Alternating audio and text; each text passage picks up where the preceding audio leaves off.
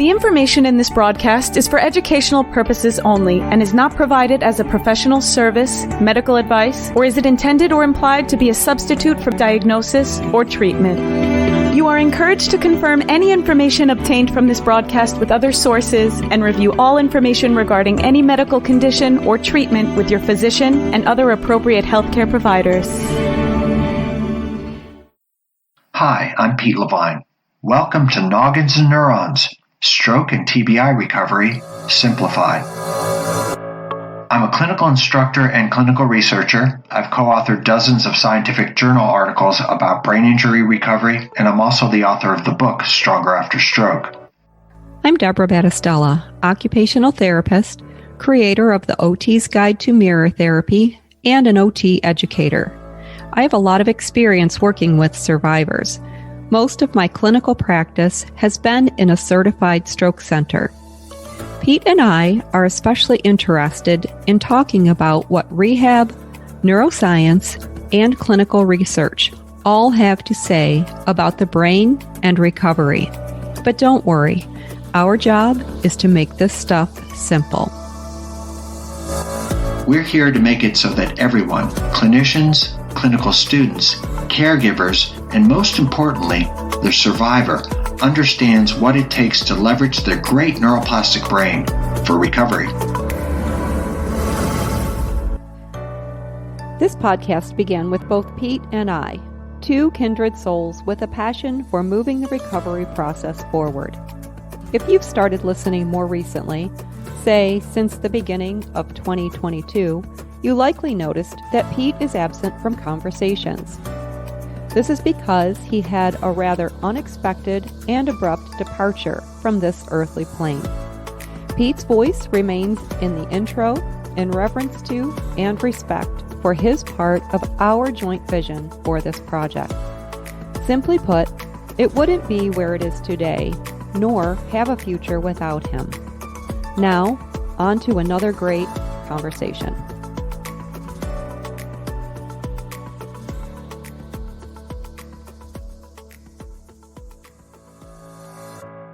Before I introduce this episode, I just want to say hi. Doro and I hope you're doing well and that you're continuing to enjoy the podcast. A little update for you. We're going to begin working on another student segment with OT students from DUville University. This was so successful last year that we decided to do it again. With that being said, if you or someone you know have something valuable to share around brain injury recovery, we'd love to have you join us. We know that everyone has a unique perspective, and it's our individuality that is the gift of life. Your knowledge and understandings add depth and interest to conversation. Most of all, it's a variety of perspectives that help all of us grow.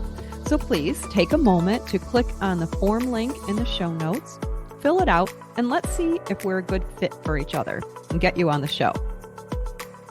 This episode is a portion of a debrief chat that Doro and I did on the Suzanne Briggs Remedial Vision Parts 1 and 2 episodes. The entire conversation is found within the Noggins and Neurons membership site. Consider joining us there for more debriefings and other bonus content. The sign-up link for that is also in the show notes. And now the debrief. Enjoy.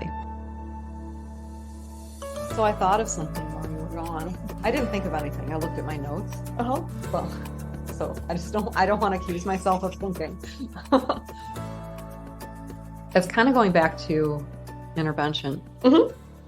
And when Suzanne was talking about patient pushback for the home program, I want to talk about that because one thing that I think therapists understand is a challenge, especially around vision. It's very hard. Right. And I was thinking about also what she said about interoception and helping the person understand that it's the body. So you know how sometimes caregivers or even we as clinicians can get mad. They're non-compliant. We think they're not doing it on purpose, but it might be very difficult for them to do. And I think that's one area where we can maybe do different and provide more support in terms of education, understanding, and helping people map out a plan for themselves to gradually increase the amount of tolerance. And I love what you just said, the mapping out a plan. I feel that's where clients need the most help with. It's so easy for them to say, yeah, I'll do it.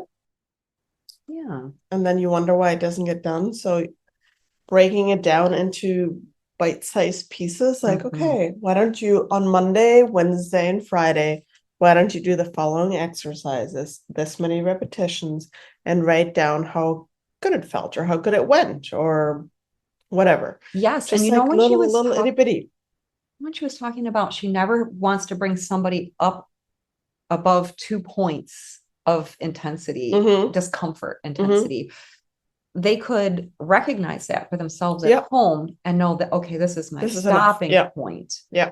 And knowing that just getting into that zone, it's pushing the body a little bit. Yeah. And that's when the change can occur, and it will occur. Yeah. We just have to be patient. And I do think that patience is another challenge. One. Yeah, it's hard. Yeah. So easy to give up after, you've done it for 4 years or so. I know. Many years. It's can only imagine. Yeah. The other thing that she was talking about too was she brought up age and abilities. And I want to throw out there that one of the reasons why it may be difficult for people who are older to experience a greater change is because they've been doing things a certain way for so long, and those neural pathways are deeply embedded. Right. And it's not always related to age. It can be related to the way that you've been doing things for many years. Yeah, the habits. Yeah. Because there are some older people who are far more active than us younger folks. Yeah. I mean, I've had people in their 80s who ski and ride bicycles and are very active. Oh, yeah. And so I'm sure their visual skills are magnificent. Right. Because when you're on the side of a mountain, you are scanning all around you. Compared to somebody who does computer work all day, somebody who spends a lot of time on a phone or a tablet. One of the things that watches TV. Yeah, watching TV. Yeah. Like, it's really important to take breaks from that and make your eyes move around the room, kind of scan a large area with your eyes so that those muscles work better. And that's why I like the outdoors so much too, because it's not static. There might be the squirrel that runs from the left to the right. Oh my God. That you have to chase with your eyes, like, oh, is it going to get hit or not? That's a great one. I love that. The squirrel. And down here you've got some. We've done that with drivers before. Have you? When we go into the park where it's safe. It's a low to no risk driving environment because there's nobody there except 1,000 squirrels. So I make them count while they drive. Oh. How many squirrels do you see either crossing your path or on the side of the road? That's a great Just to one. see how they can attend to other stimuli. And it's so fun. Do they like that one? Is it hard? The squirrels or the drivers? No, usually everybody has loved it so far and thought it was fun. That's awesome. I've never had anybody who's like, I'm not gonna count no squirrels. No, it's always been fun. I love it. Yeah. I love that. So one of the things, because I worked in a very different environment from where you work, and being in the hospital and the intensive care unit, or do a whole lot. You can do some things though. Yeah. You can go for a walk and have people identify room numbers, signs anywhere, because there are signs at eye level and there are signs higher, above, closer to the ceiling. You can have them identify colors. There are often pictures on the walls, and then talk about those. Right. Nursing carts. Yeah. Have them interact with the nurses or the aides. Yeah. When they have time for it. Sure. Well, I knew a lot of people in the hospital. So I would always initiate some conversation and make it Nice. happen. And their game. Yeah. Yeah, it's important. It is. How are we doing on this? There was so much to talk about. I know there's so much to talk about. Did we talk about the insurance teaching us not to think in component parts? I think we did. Was that before we recorded or were we recording? No, we didn't talk about that today. We didn't? Mm-mm, that was on the podcast. Was that me Mhm. texting myself? Yeah. Notes? Yeah. Okay. That was you. Okay. Talk about it. I'm reading the note. Oh, sorry. So one of the things, Excuse this brief pause. pardon me, let us take a moment now as to Debbie's reading her notes. let's take a moment now to talk about some things that I'm not prepared to say. Yeah, so we are trained, we learn about the different component parts of the body. So we talked about proprioception, we talked about kinesthesia, and Suzanne in the podcast talked about breaking down arm movements for eating and all of these parts. And a lot of neuro rehab, which is what stroke and brain injury recovery is, has to focus on these component parts. So we talked about function, yes, in the Yes. beginning before we Yes. started recording, yes. It's all coming back to Is it? now. See, so I didn't make it out. But do I want to use the word but, or do I want to use the word so? That's what makes documentation difficult for us as clinicians, because insurance says that we have to focus on function and we need to provide skilled care. Right. And a lot of times it has to be tied to a basic activity of like daily living, Yes. which is bathing, dressing, grooming, toileting, self-feeding, transfers. Yeah. Yeah. Those the basic things in life. So it gets really mundane. It does. It gets stuck on those. It does. And the other problem that insurance brings to the table, I don't know how else to say this, is that they don't account for the slower recovery that some people have following a stroke. Oh my gosh. And they don't. Soapbox. I know. Yes. I feel like I am a little bit of a soapbox person. No, but that's my soapbox too. I do think this is an important part of the conversation. It is. Congratulations, you had a stroke. Here's 20 visits for the year. Oh, I know. What is so that? Angry. Yes. And now we're going to send you home needing a lot of help, and your care partner has to work. Yeah. Or you don't have one. Yeah. It's so frustrating. So it's not even that we're, as clinicians, not tying it to function. It's that the changes are minute and minuscule, which is, again, why I think that anything that we can help people do for a home program is really important. Yeah. And a lot of times it's when I'm thinking of the assessments, I feel like sometimes you can see minor changes in assessments by a couple points, but then it doesn't translate into increase in function. Right. You know what I mean? Yeah. So that makes it super challenging. So now I can tell insurance, oh, the client increased something by 3 degrees. They don't care. Can still not put their shirt on. They don't care. I know. But to me, it's huge. It is. That they started moving more. Yes. Yes. So yeah. Stepping off my soapbox now. Okay, I guess that means I'm getting off too. You have to.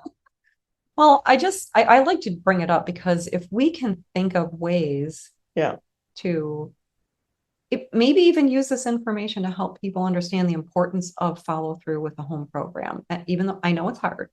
Yeah. But especially in an insurance driven setting. Especially. Yeah. I mean, self-pay too is like you want to save I want to save clients money, I know. And also, like even for people who do want to get better and understanding that some people are okay with where they're at, then that's fine. I'm just not talking to that person, but even helping care partners understand that 3 degrees of shoulder abduction may make it easier to clean under the arm. But on the overlook Yeah. easier, yeah. Yeah. So a little bit over time, little bits over a long time, and even preventing decline once you are discharged from a therapy program. Because Suzanne was talking about that one neuroplasticity thing. Use it. What did she say? Use it or lose it, or use it. There was something else she said. Use it or lose it. Use it and improve it. That's what she was talking about. I don't remember. She said something really important with that. Yeah, I don't remember. And I have said this before, but if people haven't heard me say it, I understand that life is happening and that sometimes you just don't have the time. I know that it takes longer time when you're trying to move a limb that doesn't move that well. Right. I understand that. And I don't think you have to invest a lot of time for some of this stuff. No, I think it's consistency that matters. Yeah. Doesn't have to be a lot of time, but be consistent. Stick with it. Yeah. So track your progress. Yeah. If I would do 10 crunches every day, I would maybe have some abs. Little ones. You have abs. Got abs. Yeah, underneath the layer of adipose tissue. Yes. There. Yeah. Adipose for cushion. That's what we need. Yeah. Gotta be cushiony. It does. Wow. We've been talking for quite a while here. Oh my gosh, yes. What else do we have? Oh, I was so lost when she was talking about pencil push-ups. Isn't that when you look at the pencil, look away? Yes. Yes. Yeah. And Suzanne was talking about it's as good as a placebo. So it's as good as doing nothing, right? Or no, it's not bad. That's the thing. It's like as good as a placebo. I feel like a placebo can have a positive effect. But it won't hurt you. It won't hurt you. It won't hurt you. That's more than nothing. Yeah. It is more than nothing. I think it can do more than nothing. It won't do anything that harms you. And it's better than nothing. But it won't bring great changes, those neuroplastic changes. Whereas the Brock string brings the eyes together and helps them work better together. Okay. Thanks for helping me to clear that up because I was a little confused. Is there anything else? No, I think we did some good stuff. I think we did too. There's a research study that I found for this OMAT test. I'll stick that link in the notes, but I don't really understand it. Because it said that they established normative data, but I couldn't find it in the study. Yeah. And so maybe somebody has skills at looking at study articles, so I'll stick that in there. I think a really good takeaway from the podcast with Suzanne was if you're a caregiver, as a caregiver, you gain some knowledge from the podcast. Become your loved one's advocate in vision. Like if you see that somebody might have cognitive issues, just ask the clinician, like, could it be vision related? Is there a way you can test it? And initiate that conversation to look at vision because it's such an important aspect that's just often overlooked. Excellent point. And I want to add to that by saying if you're receiving therapy from a generalist who does not have a lot of experience working with people who have neurological challenges, consider finding a place where they focus on neuro, because that's the person who's going to maybe be able to pick up better on it. And that's not, that's not meant to say anything bad about where someone is. You just may need more. Right. And a lot of generalists are very good at understanding that there are deficits, but we have a professional responsibility to acknowledge when we don't have the capacity to treat and intervene. To refer them out. We should refer them out. Yeah, that was hard to say. Yeah. Wow, that was awesome. Thank you. That was fun. That was fun. All right. We'll see you later. No, we won't see anybody later. Oh no, they won't because we see don't us. see. Yeah. They don't see us.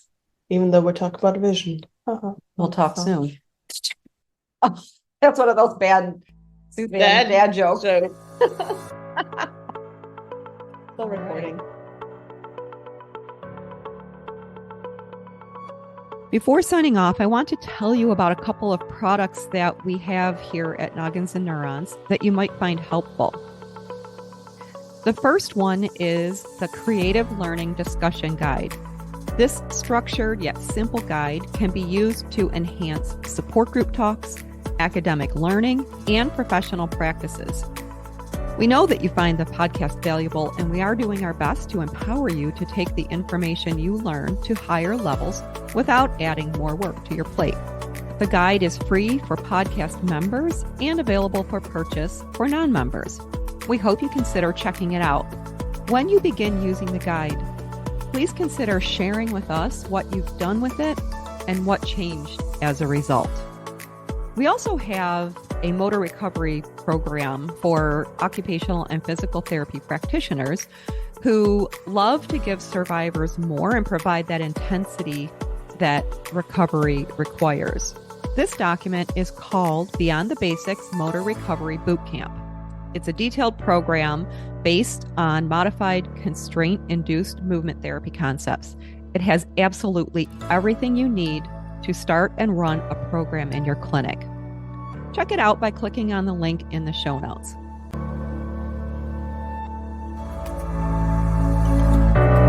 Thank you so much for listening to this episode. We appreciate your support and would love to hear from you. Ask us questions and share your thoughts by email at nogginsandneurons@gmail.com. That's Noggins, the word and spelled out, neurons@gmail.com. If you like what you heard, please share this podcast with others you think will benefit. Also be sure to subscribe and leave us a review. We'll catch you next time on Noggins and Neurons, Stroke and TBI Recovery Simplified.